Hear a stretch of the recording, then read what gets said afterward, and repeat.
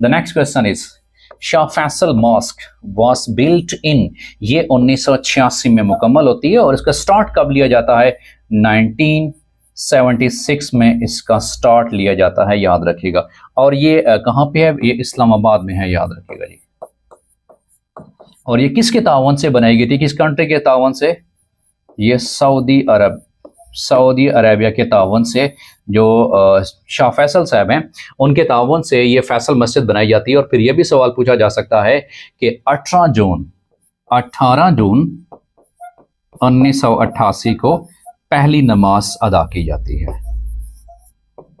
पहली नमाज फैसल मस्जिद में कब अदा की जाती है? तो याद रखिएगा वो 18 जून 1988 को अदा की जाती है। और इसका कंप्लीशन ईयर कब ये कंप्लीट होती है, मुकम्मल होती है? 1986 में। इसका स्टार्ट कब होता है, कंस्ट्रक्शंस कब स्टार्ट होती है? तो